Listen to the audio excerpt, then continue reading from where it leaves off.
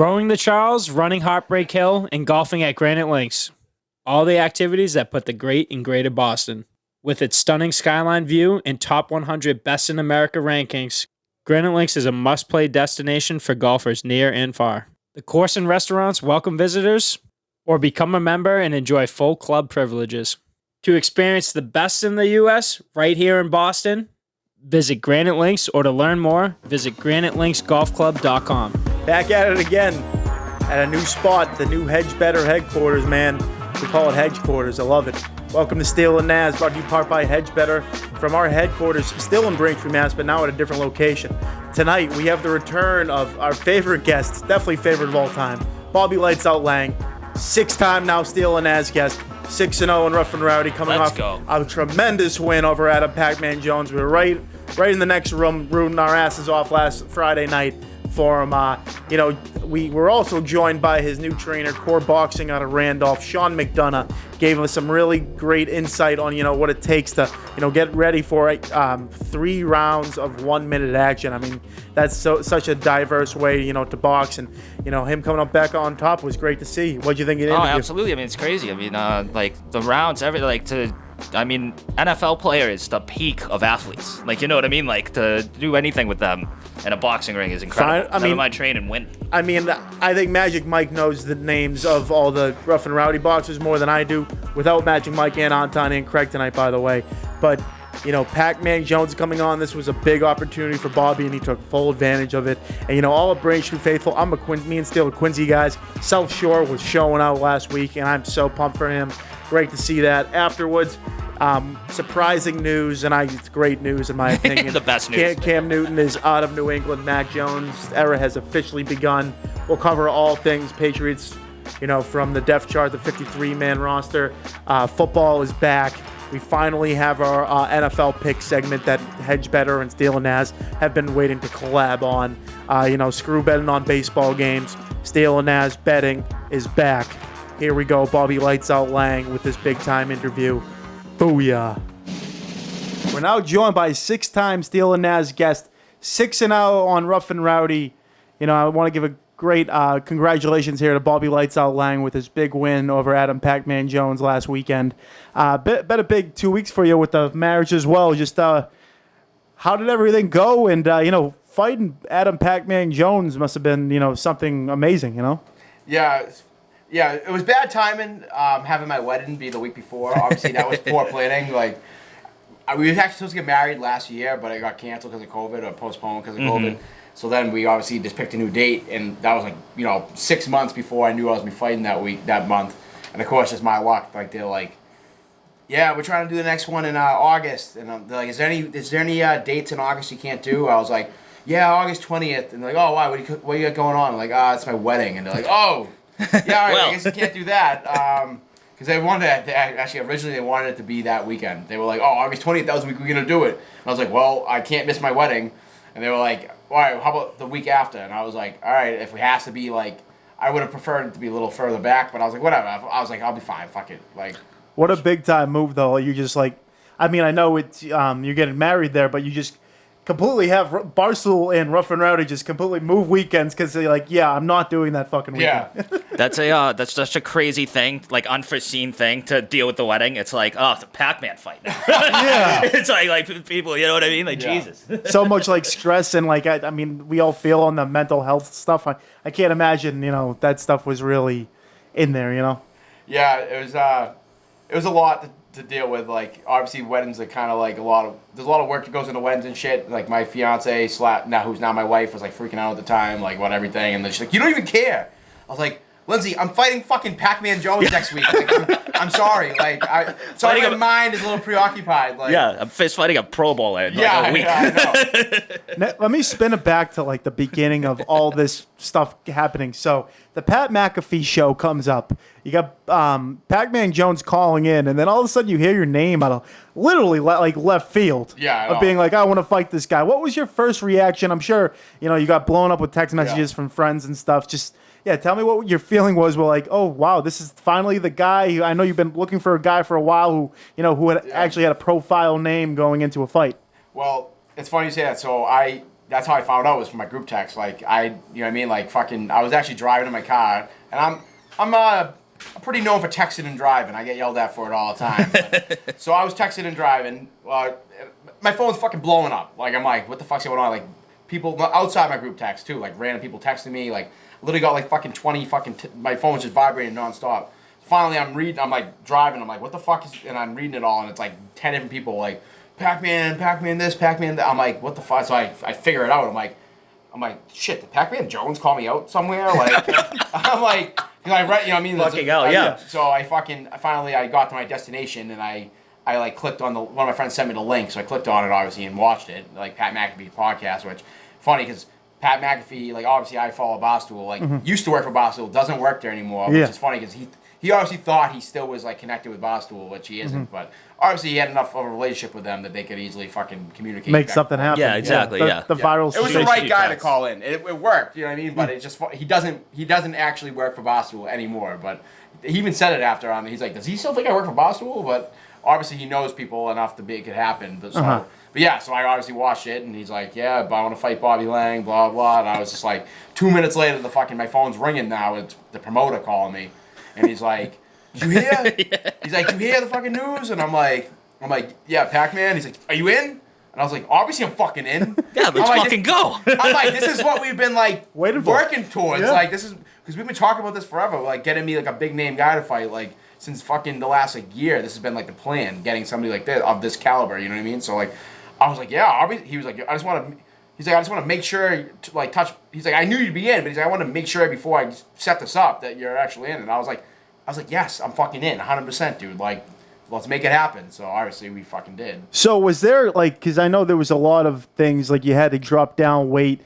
Was there like, it's one thing to call someone out, it's another thing to sign an agreement. Was he hesitant at first? Like, were there a set of rules that like, okay, Bobby Laing has to do this, and that in order for me to fight him? So he wasn't hesitant. Like, he was 100% down to fight, but he was like very strict about the weight. Like, he was like not budging. Like, he was like, actually originally wanted me to go to 170, and I was like, no. I was like, I'm not. Absolutely not. At the time, I was like 190 pounds. I was like, no, I'm not. I can't. Like, I was like, I can do 175. I was like, I can. It's gonna be hard work to get there, but I can definitely make. I knew I had 3 months because it was like May. So I was like, I have like legit 3 months. I was like, I can make 175. I was like, 170, no way. So he came back and goes, all right, he agreed to 175. So that was in the contract, like strict, like legit. Like I had to be 175, which I was obviously.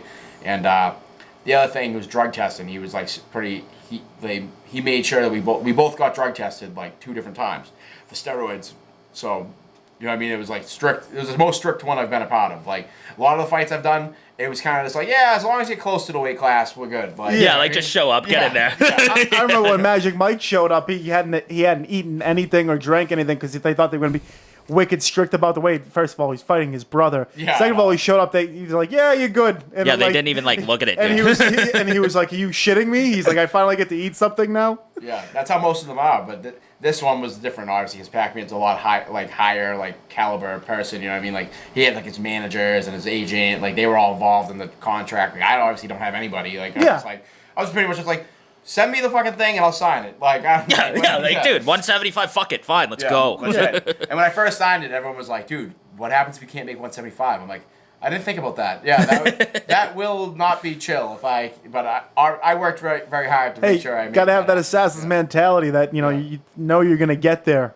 My next question was going to be more, Barstool finally gave you the walk around, you got on the yak, you got on part of my take. Just run it back to me of, how great that week was. And, right? It only took me 2 years. Yeah, you got out to New York. 6 fights. That was out in New York, right in Manhattan. Just tell me, sitting alongside, Dan Katz and PFT there. Just tell me, sitting in, whether it was the yak or just your experience at Barstool in general. Yeah. It's funny. It like looks in real life exactly like you picture it from like the videos. It's like legit. I walked in and I'm like, I feel like I've seen this thing 1,000 times because it is like exactly the same. As it's perfect. It's just an office building. It's kind of like the one we're in right now. It's literally just a fucking building with it. And it's I will say is wicked funny. Not funny, but it is like weird. It's like you have this idea in your head of Barstool being this like circus. like think of like the Wolf of Wall Street, like the opening scene when they're throwing the guy through the fucking door.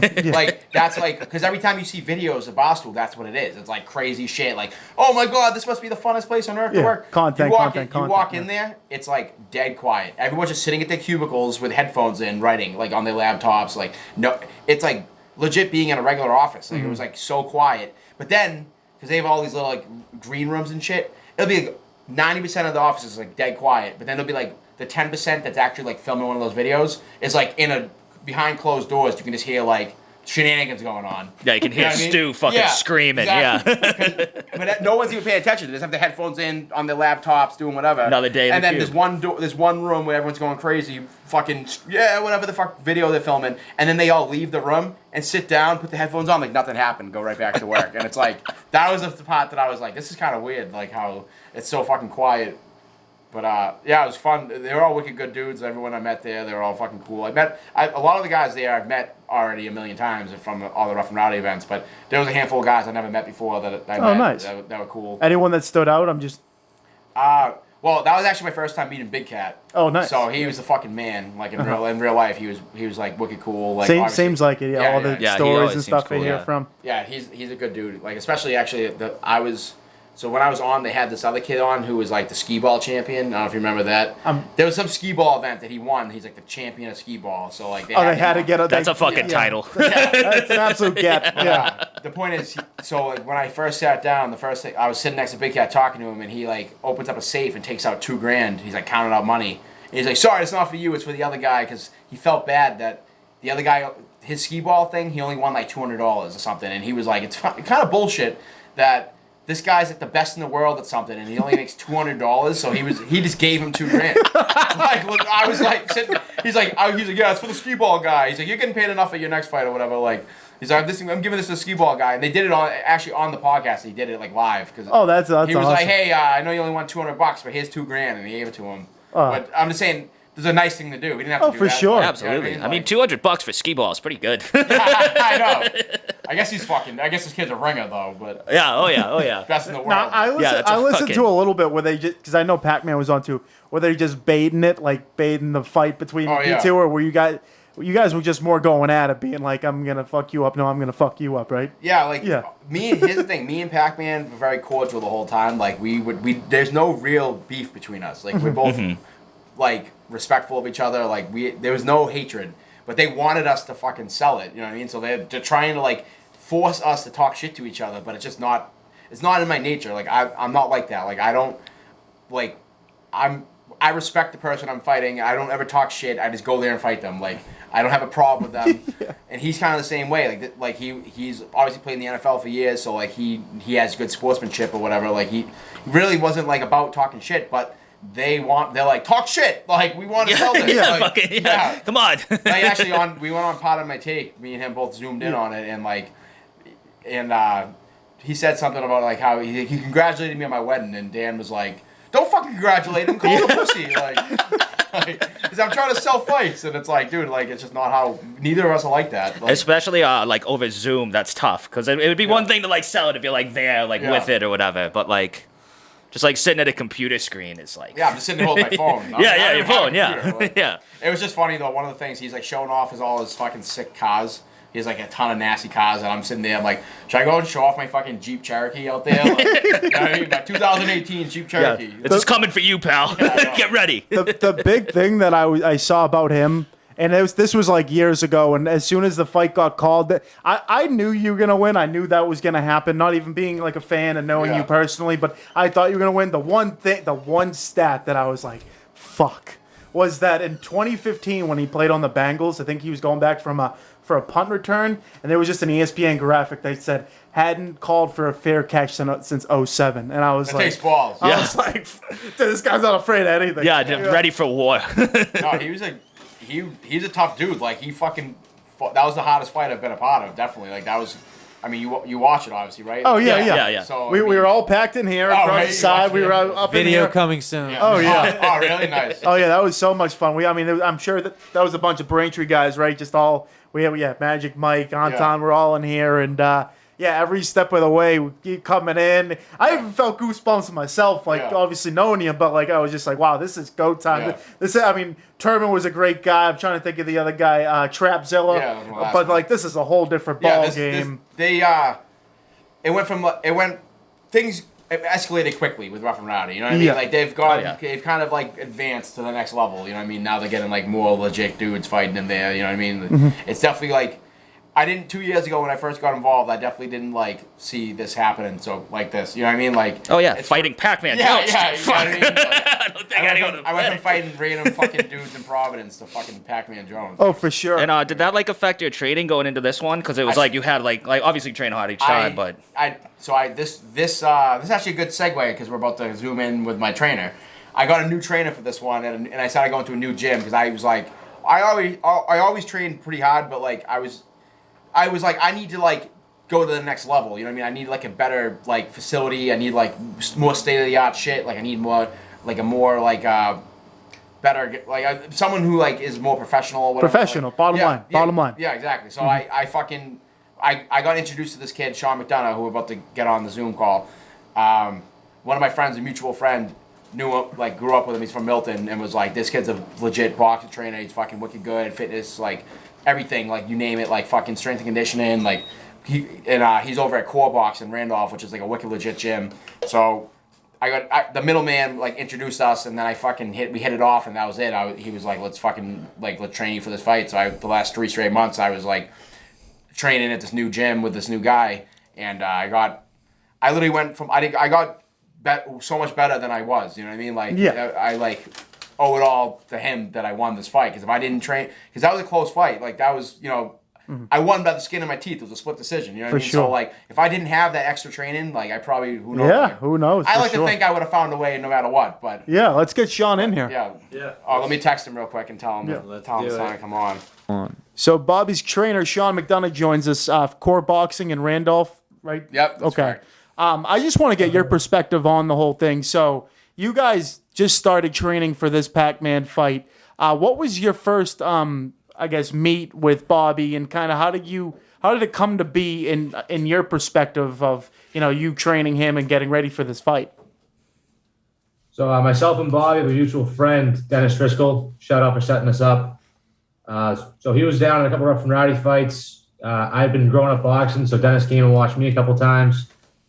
Bob was in the middle of just started getting ready for Pac-Man, and Dennis told me to try to take him on and see if we can get him down to Core Box. At the time, Bob did not want to come to Core Box for the lack of talent. Big league. So his priorities were a little in reverse at the time, but I kind of talked shit about Bob through Dennis when I would watch videos of him just to piss him off and get him to come down to the gym, and eventually it worked. Yeah, he got baiting him in. There it is, yeah. Now, either one of you guys can take this question or, conversation as itself. But what do you really look at the fight? Do you guys look at any game film, or this is how we're going to approach this fight? This is how we're going to go into it? Because, there's different fighting styles for every single person. It seemed like you just wanted to go right at them. Just kind of run it through of, your plan for this fight. Either person. So I'll let Sean take this one. Thank you. Really wanted to hone in on Bob's natural strengths, all the stuff that he'd brought to the last 5 fights previously, and really just sharpen those, refine them up, and then just give him a couple of new avenues that he could take going into that fight. A lot of film on Pac-Man in the NFL and college, not a lot of him in boxing, minus Instagram videos. Yeah, nothing. Or the airport, yep. Yeah, I know. So we did the airport video, so that was a pretty good one. I studied that a lot. Really broke it down, sports science style. And then that was basically how he ended up fighting. Yeah, pretty much. Just swinging. Throwing him. Swinging and being athletic, which was kind of what we game planned for going in there. So we focused on getting Bob's cardio up because we knew that it was going to be the toughest fight that he'd had so far, and it paid off. Put in the work. Now, losing weight-wise, was that just all cardio, running, or was that a specific, diet, just all neck of the woods, or just a little bit of both? Yeah, so me or him. Either way, so yes, to answer your question, both. But I'll let. This is more his area. Okay, nice. Let's go. I like that.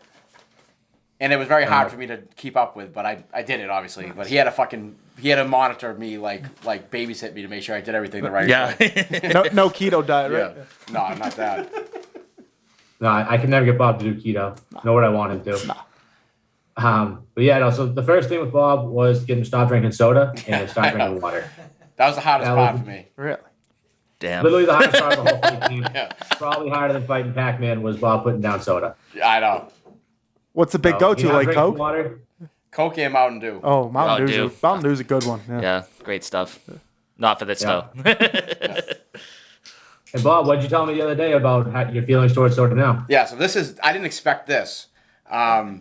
So I thought, like, for sure, the minute I was done fighting, I kept saying, like, joking around, I'm like, dude, I can't wait to drink soda again. Like, I'm going to fucking crush a 12-pack of Mountain Dew the first day I get back. Like, couldn't wait. For some reason, I don't have the desire to drink soda anymore. Like, I keep opening my refrigerator, and I have a bunch of sodas in there. And, like, I look at them, and I don't have, like, the desire to drink them because I've gone so long without having them. I, like, don't even want to drink soda anymore. Because I was addicted before. I was literally addicted to soda. Now I'm not. And now I don't have the addiction anymore. And I look at it, and I'm like, I don't even want that. Like, I don't have anything in my brain telling me to drink that. And I've So been there- Yeah, I think you've said on here before, like, give up Bud Light before Mountain Dew before. I probably Like, would. it's- So there were more wins than just the W in the ring in Yeah. general. I'm overall a much healthier person now, definitely. yeah, hell of a month. I know. So more of a question for you, Bobby. So, you've done this West Virginia thing a couple times now. Was it anything different? It had to be somewhat different going in there again. Premier fight. I'm sure was it a full house? I'm sure there were Yeah. cameos around. Just kind of tell me about going in there and experiencing Rough and Rowdy. This one, well, there hasn't been fans at the last three because of COVID. So Yeah. this was the first one with fans since my fight in Miami. So it's been like a year and fucking 8 months or whatever since I last fought in front of fans. So that was kind of crazy. Obviously, I was not the fan favorite. Like, they all love Pac-Man down there because he's from West. Yep. He's not from West Virginia. He played at West Virginia University, and down there, college football is fucking life. You know what I mean? They care more about college sports than they do. They don't even have an NFL team. You know what I mean? Like, so he's a legend down there, so they fucking love him. And obviously the crowd was all. It was a true road game for Bobby Lights Out Lang. Big Yeah, time. that's it, baby. People keep comparing it to the Canadian Rocky flag. IV. It was Rocky in Russia. Like, I kept screaming over there, like when we were watching the fights. I was like, "Road game, road game, road game." so, but the whole time though, it's funny. Everyone keeps bringing up the crowd. How like it must have been so hard fighting in front of the crowd when they're all like rooting against you. I'm like, no, dude, I thrive on that shit. Fuels the fire. I couldn't wait to shut that crowd the fuck up. I like the whole time they're cheering for him coming out. I'm sitting there thinking in my head like, I can't wait to hear this crowd be fucking silent. Obviously, I didn't silence them the way I wanted. It was a lot closer fight than I had hoped for. But whatever, a fucking win's a win. I don't give a shit. There was For sure. also Deion Sanders commentating. Yeah. Like, he was so against Yeah. you. Unbelievable. I don't know if you'd you like land a heard that punch at and all. he'd be like fucking like, Yeah. no, I didn't even do it. No, Like, I was a Jesus fan of Christ. Deion Sanders up until last Friday. I'm no longer a fan. No, but you know what? I will give the run back of what happened because I don't know if you re-listened to it all but in going into the fight, he said, "You guys are gonna see my boy Pac-Man knock out." He didn't know a thing about you, like Bobby Yeah. Lights Out Lang. He claimed he did. And then like the whole time, he's like, wait for a second, he's gonna get knocked out. And then when you win the fight, she's like, okay, Bobby Lang has Yeah. my respect. So at least he got his respect. Yeah, but I'm cool with him now. Yeah. Like, I would not. I mean, I wouldn't ask him for a fucking autograph, but he's Deion Sanders. Whatever. yeah, no, that's what I mean. He's still a Not, legend. Yeah, Not- give him one. not, Yeah, I know. I should. and not to lick my chops, but you started at Rough and Rowdy. I think was it in Providence? Yeah. And then you get all the way here and you have Deion Sanders talking about you. It is And crazy. what a story. Oh, yeah. It's funny you say that. Yeah. So many people have been saying that to me. They're like, dude, did you ever think like when you first filmed your fucking first promo video down at Gillette Stadium that like fast forward 2 years later you're fighting Pac-Man Jones and you got Deion Sanders calling you by first name like Yeah. talking about me on his podcast and shit. It is fucking crazy, but yeah, I thought Sean was gonna fight someone after somebody threw a fucking Mountain Dew into the ring at me. How ironic. And yeah, I know. Full circle. I Full should've- circle. I should have drank it. I didn't even think of might have that. been Lindsay. Shit. How funny would that have been if I just picked it up and drank it? Yeah, crushed it. Anyways, though, the Mountain Dew bottle comes flying. A lot of people were booing because they were pissed because obviously they're Pac-Man fans because they're from West Virginia. So they're booing when I won. And then a Mountain Dew bottle comes flying in and he's right there and he fucking... my other trainer that was there, my friend Jared Sanford, who trained me previously before I got involved with Sean. So I brought them both down, obviously.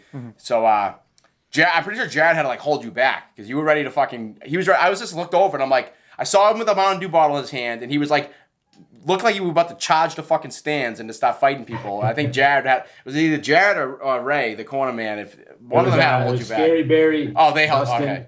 And The other then fighters. Jared was not even worried about it. He was stepping to the side, ready to go. Oh yeah. Yeah. That sounds more like Yeah, him, fist actually. up. Malice at the palace, Yeah. baby. Now, Sean, you've probably trained fighters, boxers who were in, boxing fights. There's different rounds and 3-minute rounds. How kind of different was Rough and Rowdy walking into, where it's only 3 1-minute rounds, and there's a whole different, I would say, fan base in Rough and Rowdy than there would be in your normal boxing.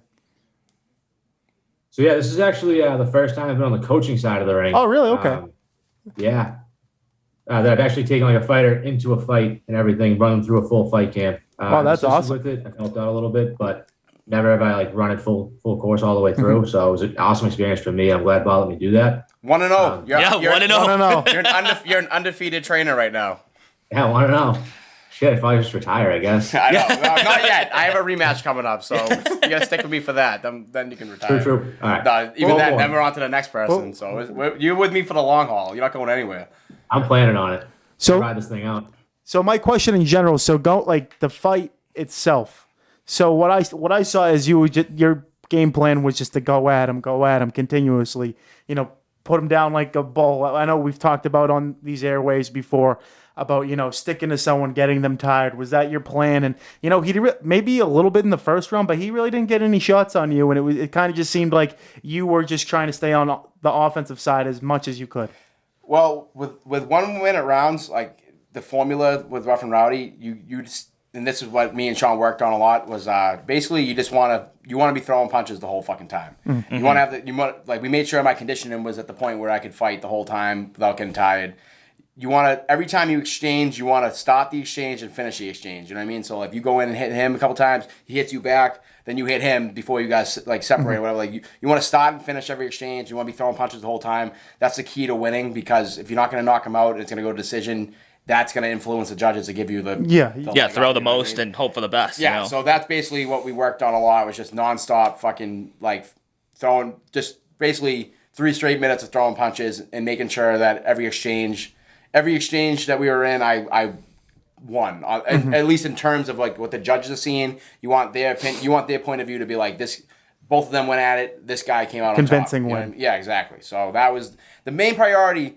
Was not to knock him out. It was to win the fight. That's what I can't stress that enough. Like, I don't care about knocking people out. Like, obviously I would like to knock people out. It's a nickname, but But I care about winning more. Winning is more important to me. 1-0. If I have to win by decision, I don't give a fuck. A win is a win. A W all looks the same in the fucking column. You know what I mean? For sure. So that was my priority, was win the fight. If I would like to knock him out, but if I don't knock him out, I'm winning by decision. And to do that, non-stop punches, win every exchange, and that was pretty much our game plan. Now on Pac-Man's game, you knew he was going to come in, former NFL player, like really athletic. Was there anything that caught you by surprise that you kind of weren't expecting? Yeah, he was significantly better than I expected. Like, I knew he was going to be very yeah.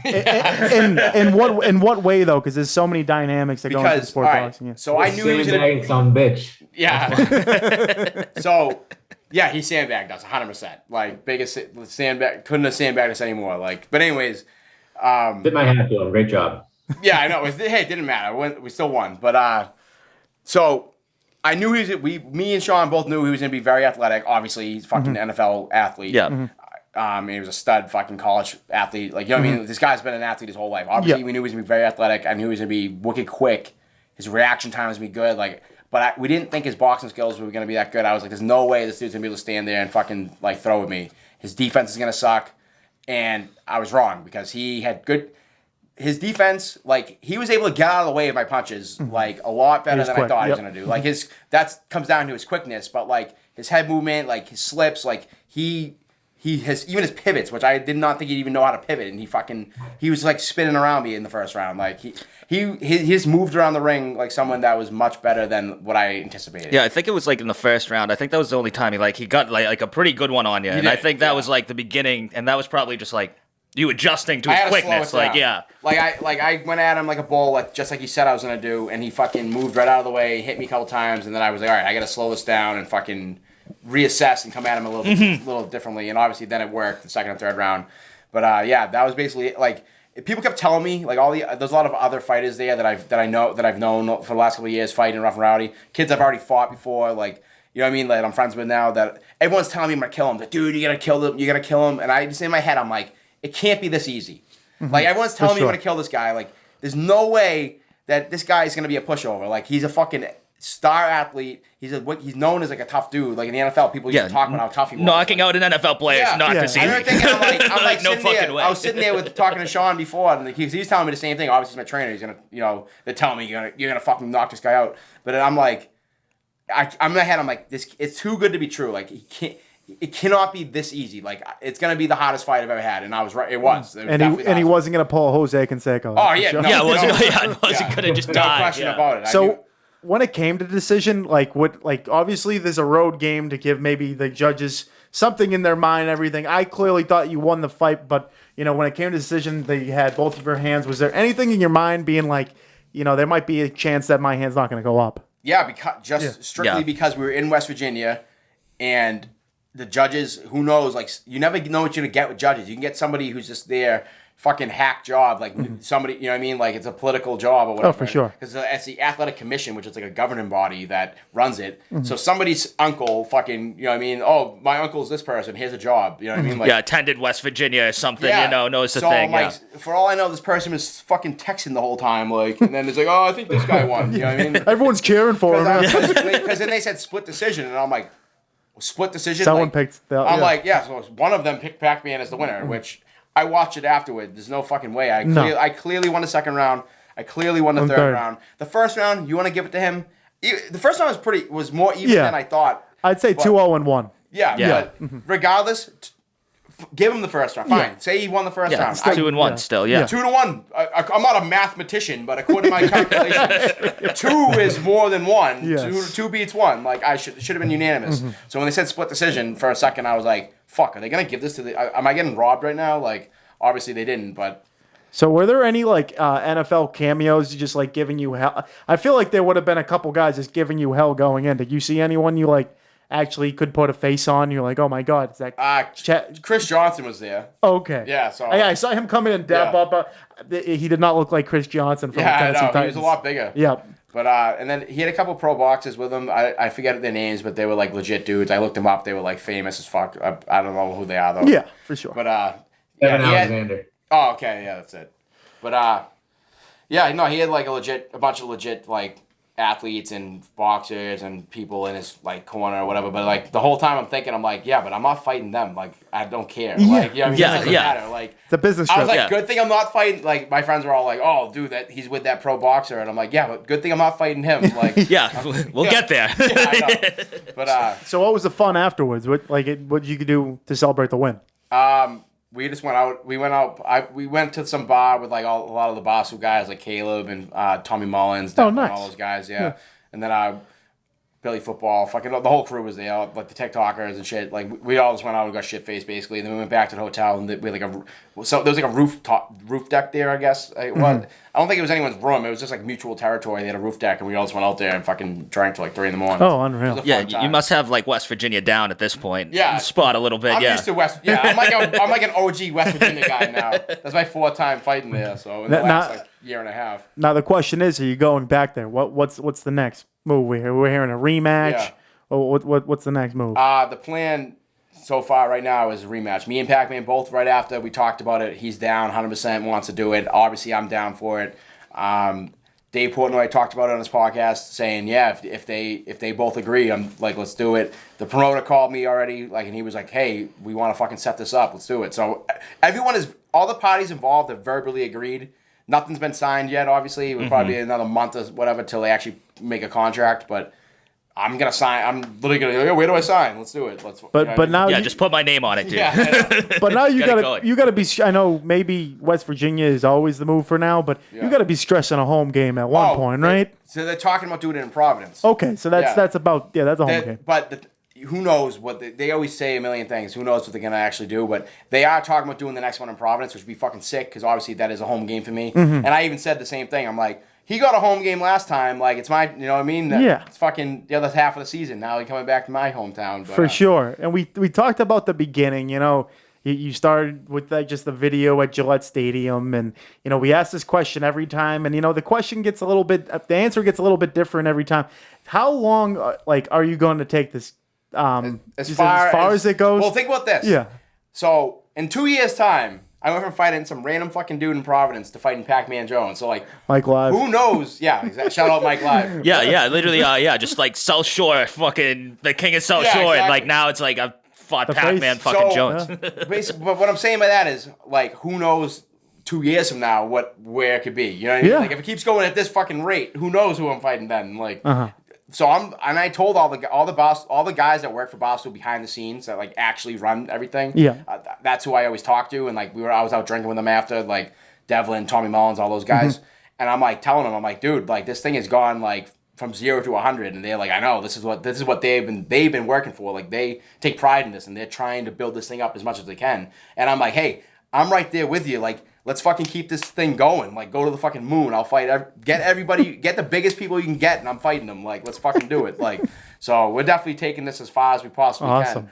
But one funny story, I could tell we're getting ready to wrap up. Yeah. This is actually funny. So we get there to the fight. We got to show up a few West hours Virginia, early, whatever. yep. So obviously, you probably remember from when Mike fought in it, but they just throw all the fighters in a fucking room. Like, it's uncomfortable. We've talked about this before. Yeah. Finally, though, and I thought about it in my head this time, like, oh, they got, like, celebrities, Pac-Man, they got TikTokers, like, they must be, there's no way they're sitting out there with the rest of us. Like, they must have their own private rooms. But then I started thinking, I'm like, I should have my own fucking private room, too. But anyways, I'm not, like, a little prima donna, diva, like, bitch. I'm not going to Get a little ride. So we get there. First thing Sean does, because he finds out they all have rooms, so he's like, you better have a fucking room.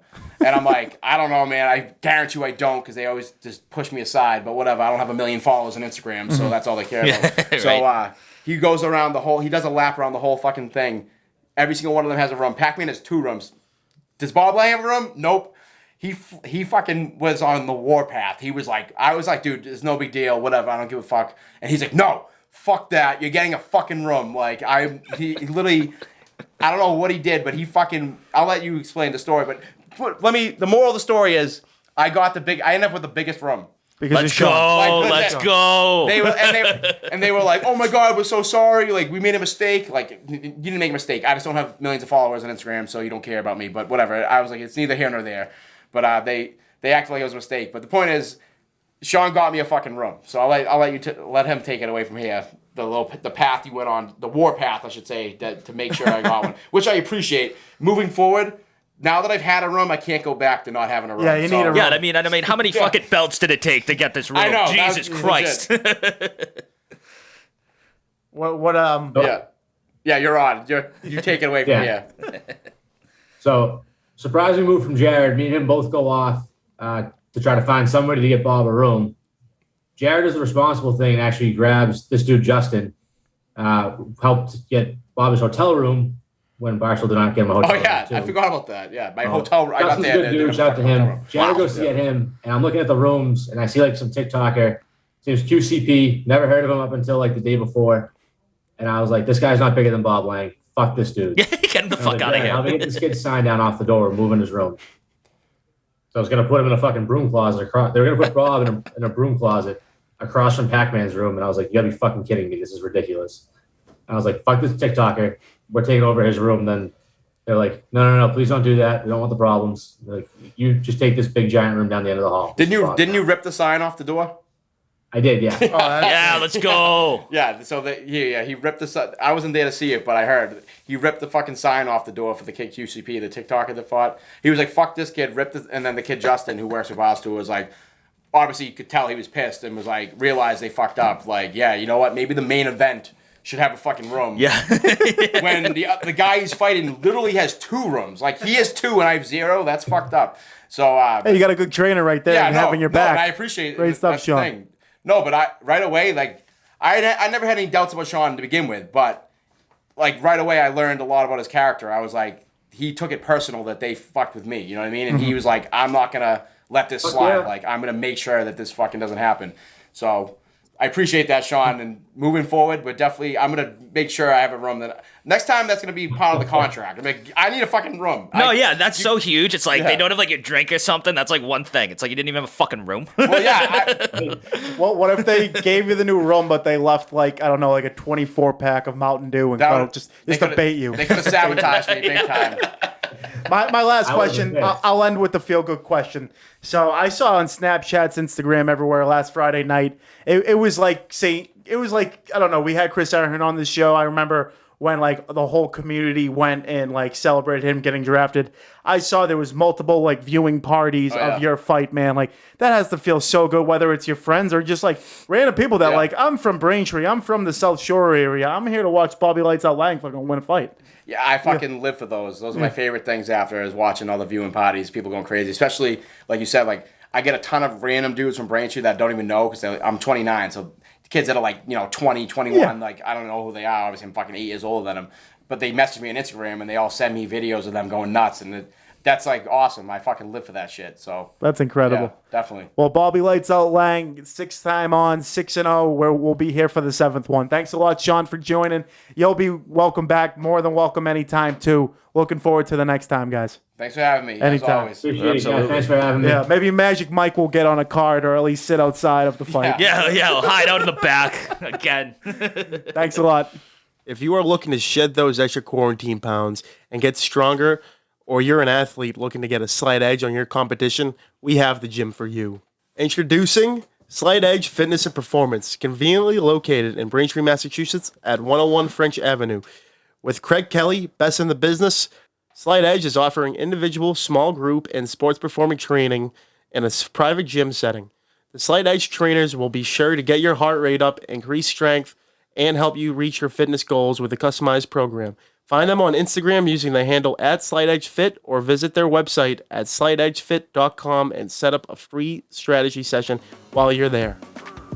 And that was 6-time Steele Nazz guy, 6-0 in Rough and Rowdy, Bobby Lights Out Laing. I thought it was a tremendous interview in terms of, him having another side of, not just going into these random fights against people, but actually having a game plan for it. And, seeing a guy like Pac-Man Jones, I told him my one concern was that fair catch stat. Oh, yeah. And he kind of just laughed at that. And I love that because it tells me there's a lot more coming from him. And that Bobby Lights Out Laing Tanks is going to take this as far as he can. And I think, the best is yet to come. Oh, it's unbelievable, dude. Unbelievable. And you start with like a Weymouth kid. Like he just fought a Pro Bowl, like an NFL player. Like it's crazy.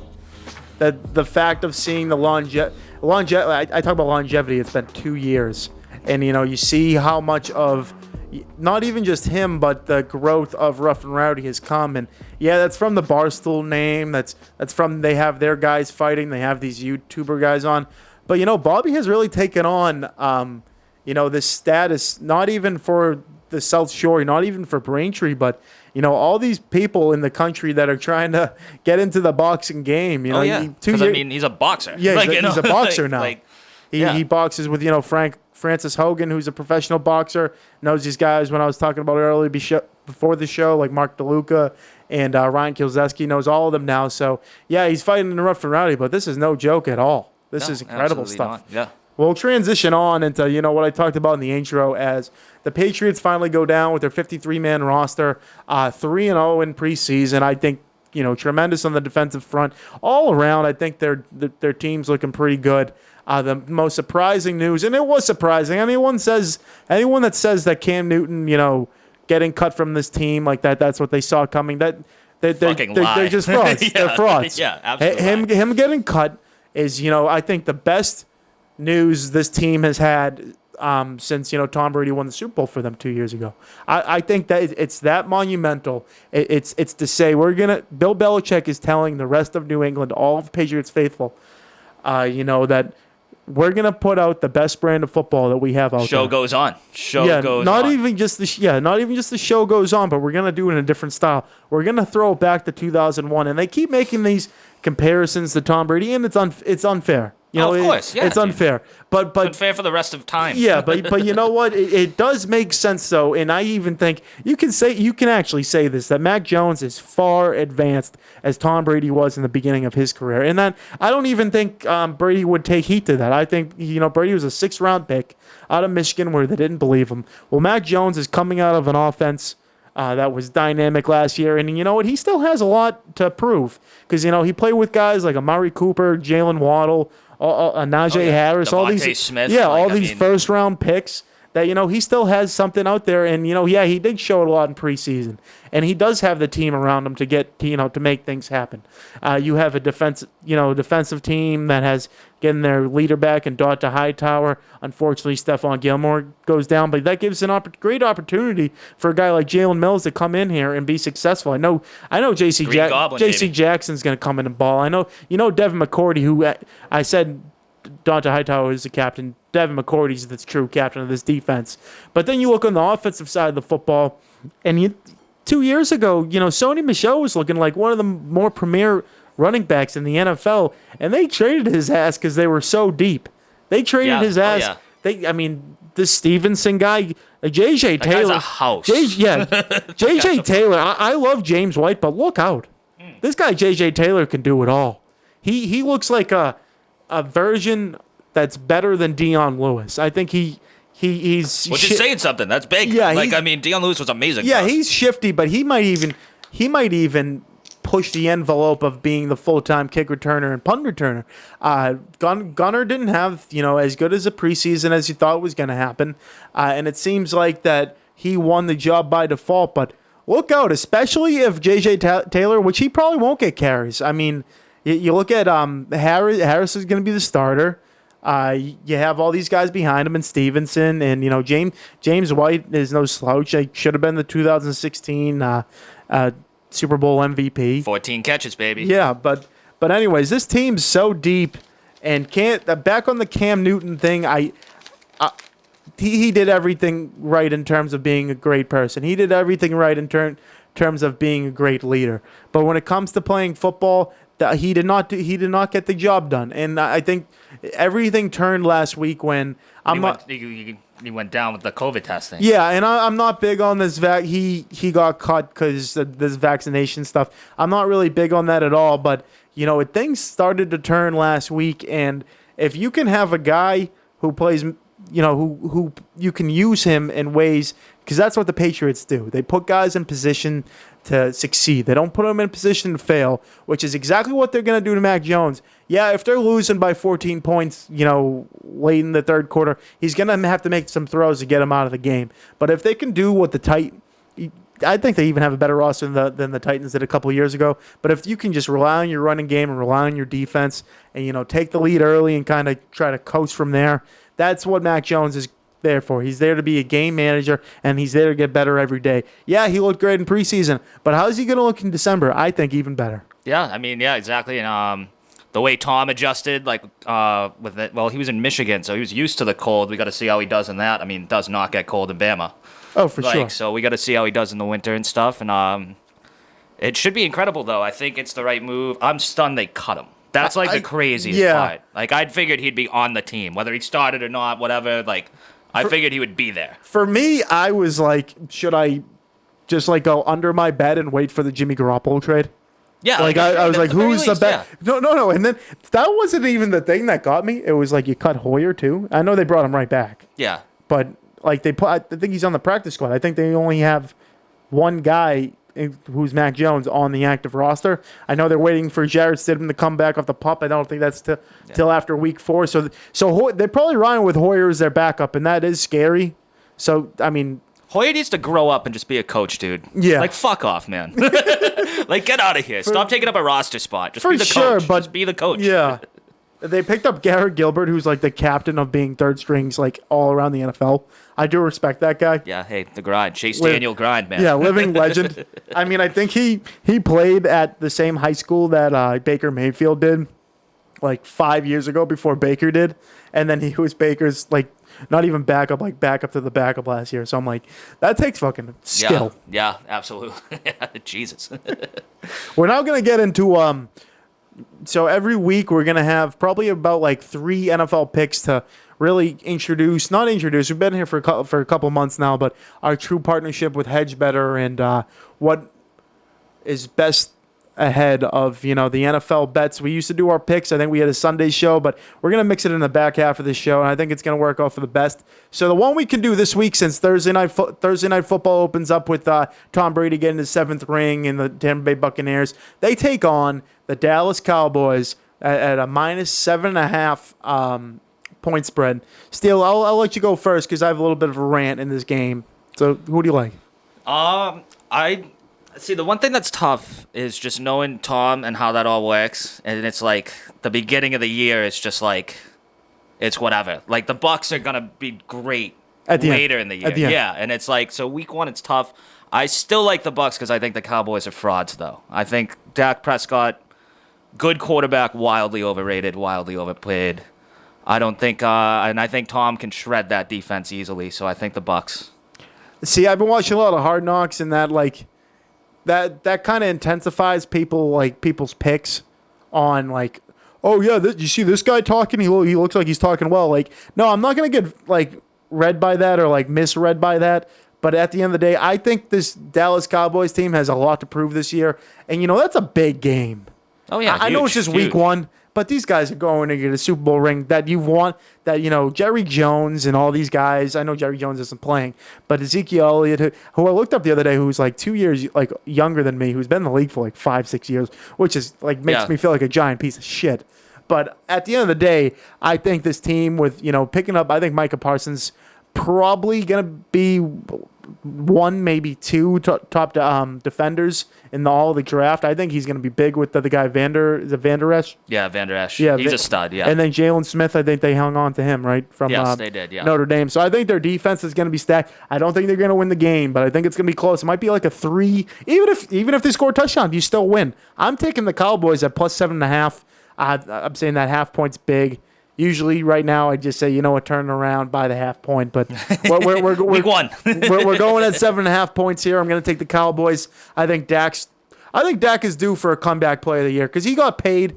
You play in the worst division in football. That's the worst division in football. I'm sorry. Oh, yeah. Anyone who wants to debate me with that, you could even say, I guess the AFC is a South now with the Texans, Jacksonville, whatever. But it's right there. And the Washington football team, I think that's the clear favorite to win. Which is nuts.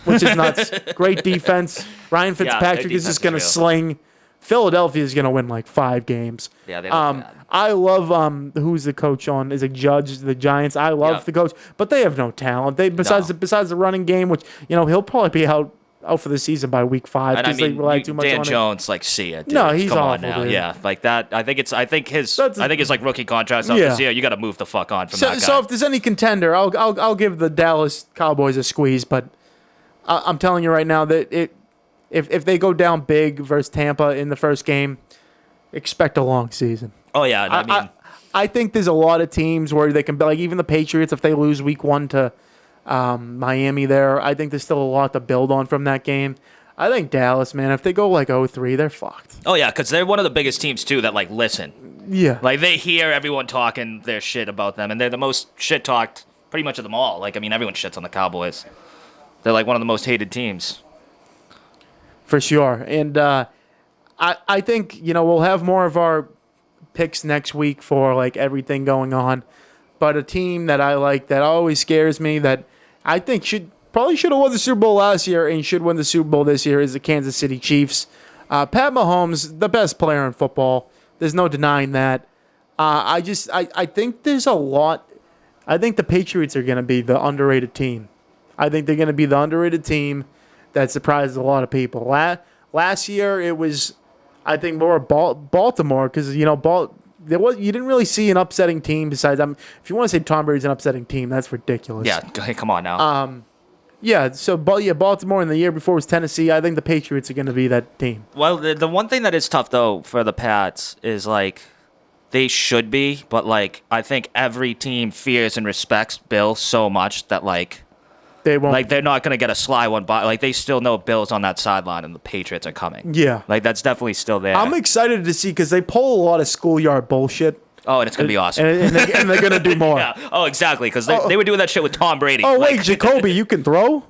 Yeah. Fuck. Oh yeah. Oh yeah. We'll keep it riding. Last thing I want to talk about is we had a great turnout at the Steele Nazz Softball Classic. We had a I took it home. Team Nazz took it home. There's nothing really else to say. Trophy. It was in fucking Edgebetter. Yeah. It's here. We took we raised $6,000 for cystic fibrosis. I couldn't be more happy to raise the money for the Sullivan family. It was great to see, and you know what?